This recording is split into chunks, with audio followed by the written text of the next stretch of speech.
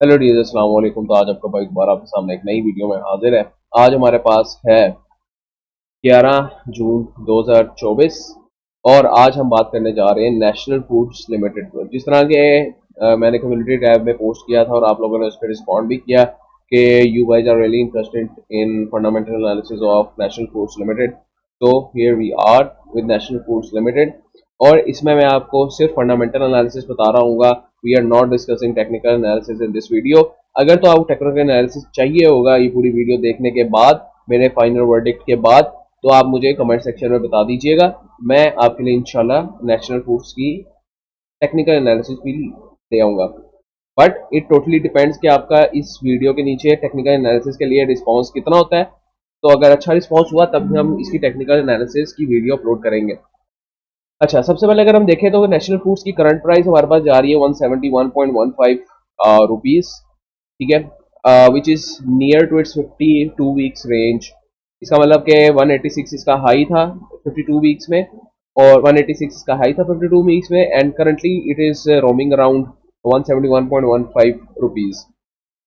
ये हमें इससे अभी तक इन्फॉर्मेशन मिली है। डे रेंज में अगर देखें तो एक दिन में 174 टच करके नीचे आया है, अभी 171 पे आया है। सर्किट ब्रेकर देखें तो हमारे पास सर्किट ब्रेकर 181 का था। इसका मतलब सर्किट ब्रेकर को अभी टच नहीं किया इसने, अभी बीच में ही घूम रहा है। अगर 1 ईयर का चेंज देखें तो इसका मतलब इसने हमें 71.39% का रिटर्न दिया है। ईयर टू डेट चेंज देखें तो 18.03% का रिटर्न दिया है।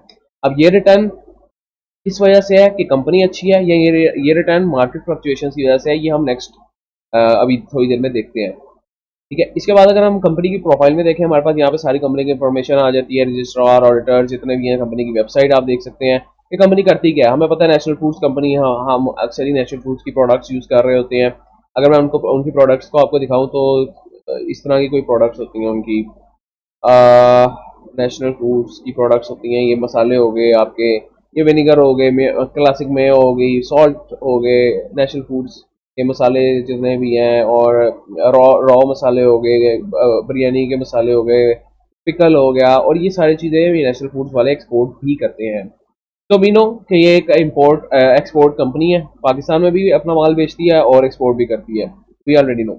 अगर इसका टोटल मार्केट कैप देखें तो हमारे पास ये है। ठीक है, शेयर्स हम इसके देखें तो टोटल शेयर्स हमारे ये है, बट फ्री फ्लोट हमारे पास इतने शेयर्स का है जो इन शेयर्स का 30% बनता है। इसका मतलब मार्केट में इन शेयर्स का 30% सिर्फ ट्रेड हो रहा है, और बाकी 70% आपके स्पॉन्सर्स और जो मार्केट के जो कंपनी ने खुद होल्ड करके रखे हैं 70% शेयर्स। अच्छा, इसके बाद अगर हम देखें तो ईपीएस बताए तो हमें अच्छी दिख रही है। इसके अलावा हम फाइनेंशियल्स में देखें तो हमारे फाइनेंशियल्स में हम देख रहे हैं कि शेयर हमारे पास है 170-71 रुपए का, but it is giving a dividend of 3, 5, 10 rupees, not more than that.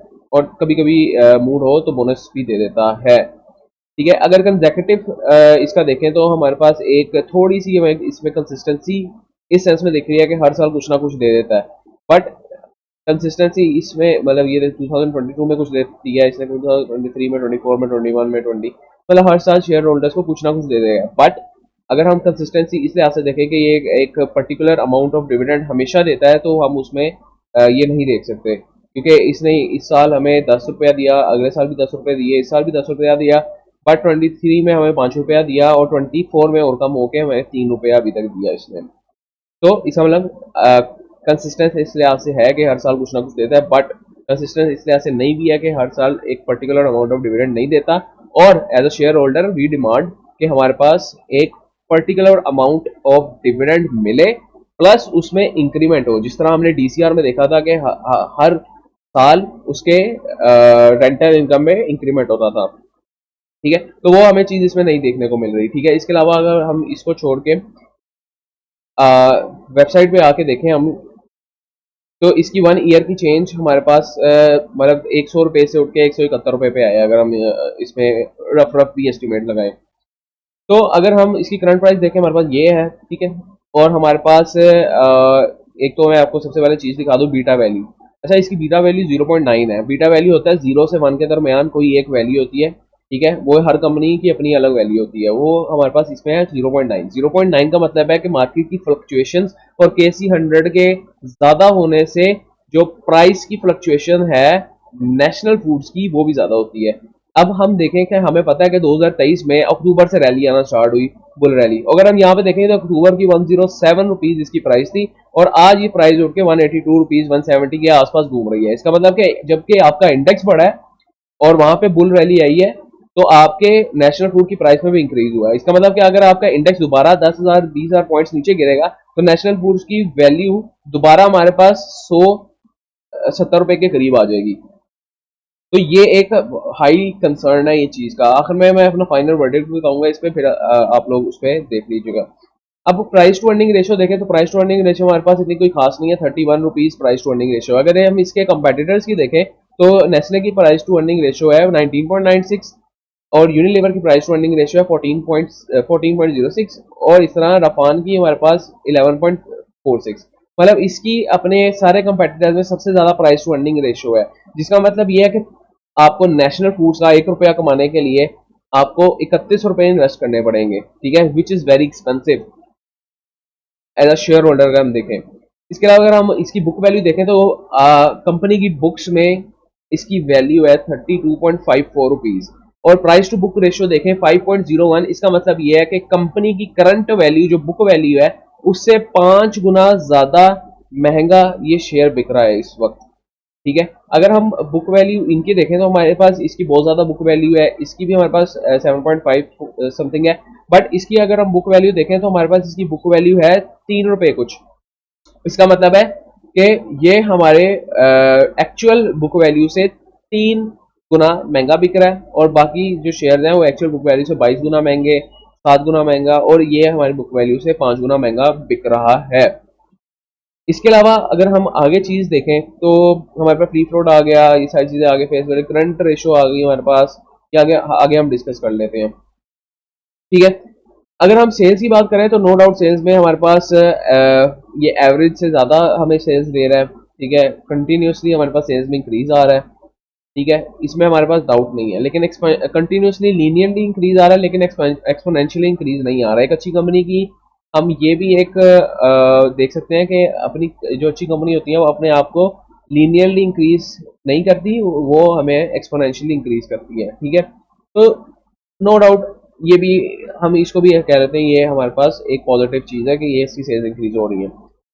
Next thing is gross margin and net profit margin. अब ग्रॉस मार्जिन और नेट प्रॉफिट मार्जिन में आपने ज्यादा कंफ्यूज नहीं होना, सिंपल आपने ये देखना है कि आपका जो ग्रॉस और नेट प्रॉफिट मार्जिन है वो आपकी एवरेज के आसपास हो या एवरेज से ज्यादा हो तो बहुत अच्छी बात होती है। अगर हम यहाँ पे देखें तो एवरेज तकरीबन 30 के अराउंड बनती है, तो 30 के आसपास ही इसका ग्रॉस मार्जिन घूम रहा है, ठीक है। इसका मतलब यह है कि कंपनी ने अपनी जितनी भी कॉस्ट वगैरह है, जितने टैक्सेस है, उसको सही तरह मैनेज करके रखा हुआ है। ये नहीं कि कभी ग्रॉस मार्जिन हमारे पास 34% जा रहा है और कभी ग्रॉस मार्जिन हमारे पास 20% जा रहा है। तो इसका मतलब कंपनी ने एक स्पेसिफिक टेक्निक, एक स्पेसिफिक फॉर्मूलाज सेट किए हुए हैं अपनी कंपनी के लिए कि इसने इसके मुताबिक हमें मार्जिन देने हैं, इसने इसके मुताबिक हमने प्रॉफिट्स निकालने हैं, ठीक है। इसी तरह नेट प्रॉफिट मार्जिन में देखें तो वो भी एवरेज के करीब करीब हमारे पास घूम रहा है, 6 पॉइंट समथिंग की एवरेज बनेगी और उसी के आसपास ये घूम रहा है। डिविडेंड पर शेयर की बात करें तो ये डिविडेंड देने वाला शेयर बिल्कुल भी नहीं है। ये जिस तरह का हमने देखा है कि पीछे अपनी मर्जी से कभी 4% का एनुअल डिविडेंड दे देता है, कभी 5% का दे देता है, कभी दिल करे तो 2.5% का दे देता है, 2.5 रुपए का दे देता है, कभी दिल करे 4 रुपए का दे देता है। अब इस ईयर इसने 4 रुपए का दिया डिविडेंड। तो ये डिविडेंड में कंसिस्टेंट इस लिहाज से नहीं है कि आपकी रेगुलर इंक्रीज नहीं हो रहा डिविडेंड्स में, ठीक है, बट कुछ ना कुछ ये डिविडेंड के तौर पे शेयर होल्डर को भीख के तौर पे कुछ ना कुछ दे देता है। तो इसकी डिविडेंड यील्ड देखें तो 2-2.5% 3% निकलती है, ऑन एवरेज देखें तो 2.5% तक निकलती है, ठीक है, जो कि हमारे करंट इंटरेस्ट रेट से बहुत ज्यादा कम है। इसका मतलब कि ये एक डिविडेंड लेने वाली कंपनी नहीं हो सकती, जिसका दूसरा मतलब ये है कि हम इससे पैसे कमा सकते हैं तो सिर्फ इसके कैपिटल गेन के थ्रू पैसे कमा सकते हैं। अब नेक्स्ट हम इसकी प्राइसेस के बारे में भी बात करेंगे, स्टे ट्यून्ड। अच्छा, अर्निंग पर शेयर की अगर हम बात करें तो अर्निंग पर शेयर हमारे पास अच्छा है, दिखने में भी अच्छी लग रही है, एवरेज के आसपास ही है और काफी काफी कंपनी से अच्छी है। अगर हम नेस्ले की अर्निंग पर शेयर देखें तो नेस्ले की अर्निंग पर शेयर भी हमारे पास काफी अच्छी है। इसके अलावा यूबीपी यूनिलीवर की देखें तो इसकी भी प्राइस टू अर्निंग अर्निंग हमारे पास पर शेयर इंक्रीज हो रही है हमेशा। इस तरह रफान की देखें तो रफान की भी हमारे पास प्राइस टू अर्निंग अच्छी है, ठीक है। इसी तरह इसके जो कंपेटिटर है नेशनल फूड, उसकी भी अच्छी है। प्राइस टू अर्निंग में कोई डाउट नहीं है कि बहुत अच्छी है। प्राइस टू अर्निंग रेशो में भी हमारे पास ये रेशो हमने देख ली, ठीक है। इसके बाद हमारे पास बुक वैल्यू हमने ऊपर डिस्कस कर ली, प्राइस टू बुक रेशो भी ऊपर डिस्कस कर ली। अच्छा, इक्विटी टू एसेट्स। अच्छा, इक्विटी टू एसेट्स में हमारे पास ये है कि इक्विटी टू एसेट्स का मतलब है कि कंपनी के टोटल एसेट्स में से जो इक्विटी है, जो कंपनी के शेयर होल्डर्स का पैसा है, वो कितना है, ठीक है। अब हम देखें तो 40% इक्विटी का ये मतलब है कि कंपनी के जो 100% एसेट्स हैं उसमें से 40% एसेट्स हैं वो शेयर होल्डर्स ओन करते हैं। इसका मतलब कि कंपनी ज्यादा डेप्ट पे रिलाय नहीं कर रही, रादर कंपनी शेयर होल्डर्स की इक्विटी पे ज्यादा रिलाय कर रही है। अब अगर ये इक्विटी कम हो रही है तो इसका मतलब कंपनी डेप्ट पे ज्यादा रिलाय करना शुरू हो गई है। अगर हम 2019 से 2023 को देखें तो हमारे पास इक्विटी टू एसेट्स की जो रेशियो है ना वो कम आ रही है। अब हम यही चीज जाके अगर इसकी फाइनेंशियल्स में देखें ना, फाइनेंशियल में जाके बैलेंस शीट में देखें हमारे पास, तो इसी की 2019 से ऑनवर्ड्स इसकी डेप्ट भी इंक्रीज हुआ होगा लाजमी। अगर हम यहाँ पे देखें इसकी टोटल लाइबिलिटीज में, तो 2019 से अगर आप देखें ना तो इसका डेप्ट भी लाजमी इंक्रीज हुआ है, जिसकी वजह से हमें इससे ही ये पता लग गया था, इक्विटी टू एसेट से यही इसकी परसेंटेज से यही पता लग गया था, इसके कम होने की वजह यही है कि डेप्ट इंक्रीज होता जा रहा है और शेयर होल्डर्स की इक्विटी कम होती जा रही है, ठीक है। जो कि कंपनी के लिए बहुत बुरी बात है, ठीक है। अच्छा, इंटरेस्ट हमारे पास ये हम नहीं देख रहे, इसके अलावा मेजर मेजर चीजें हम देख लेते हैं। करंट रेशियो हम देख लेते हैं कि करंट रेशियो हमारे पास काफी अच्छी है। करंट रेशियो हमारे पास काफी अच्छी नहीं है, मतलब कि एक तरह से अगर 1 मिलियन का डेप्ट है तो कंपनी के पास 1.1 मिलियन के एसेट्स पड़े हुए हैं, ये इसका ये मतलब है। तो कंपनी मतलब इतनी भी अच्छी पोजीशन में नहीं है, ये मेरे हिसाब से कंपनी के 2 या 3 से ज्यादा होनी चाहिए एक अच्छी कंपनी की। तो ये भी एक रेड फ्लैग मुझे दिखा है इसमें कंपनी में, ठीक है। अगर दूसरी बात की जाए तो हमें इस कंपनी में इन्वेस्ट करना चाहिए इस वक्त के नहीं, तो I do not recommend at this point कि हमें इस कंपनी में इन्वेस्ट करना चाहिए, क्योंकि इसकी प्राइस एक तो बहुत हाई है, ठीक है, क्योंकि ये अपने 70-80% से ऊपर बिक रहा है, ठीक है। हमने देखा कि ईयर का चेंज 70% से ऊपर है और उस चेंज की वजह भी हमने देख ली कि बीटा वैल्यू इसकी हाई है। बीटा वैल्यू का मतलब ये है कि जब KSE 100 ऊपर जाएगा तो ये इंडेक्स भी, ये फंड भी ऊपर जाएगा, ये स्टॉक भी ऊपर जाएगा, और जब KSE 100 नीचे आएगा तो ये स्टॉक भी फ्लक्चुएट होकर नीचे आएगा, ठीक है। तो अब हमें इसमें इन्वेस्ट नहीं करना चाहिए डिविडेंड के लिए, ये तो कंपनी है ही नहीं, ठीक है। ये सिर्फ कैपिटल गेन के लिए है। अगर कैपिटल गेन में इन्वेस्ट करना है तो किसी ऐसे लेवल्स पे हमने उठाना चाहिए कि जहां ये कंपनी हमें बहुत सस्ते में मिले। अब उस लेवल्स पे कब उठाना है उसके लिए हम आपके लिए टेक्निकल एनालिसिस लाएंगे। अब वो लेवल्स पे कब उठाना है, सबसे पहले तो एक चीज आपको ये, कंपनी डिविडेंड्स के लिए नहीं है। दूसरी चीज, कंपनी कोई इतना फंडामेंटली स्ट्रांग नहीं दिख रही, ठीक है, क्योंकि इसका डेप्ट इंक्रीज होता जा रहा है, इसके जो आपकी करंट रेशियो है वो भी इतनी कोई खास नहीं है, ठीक है, और ये डिविडेंड भी कोई इतना खास नहीं दे रही। तो तीसरी चीज हमारे पास यही बच जाती है कि हम इसके कैपिटल गेन से फायदा उठा सकें। तो अब वो कैपिटल गेन से फायदा उठाने के लिए हमें टेक्निकल्स की जरूरत है, और वो टेक्निकल्स मैं तभी अपलोड करूंगा जब आप लोग कमेंट्स में मुझे बताएंगे।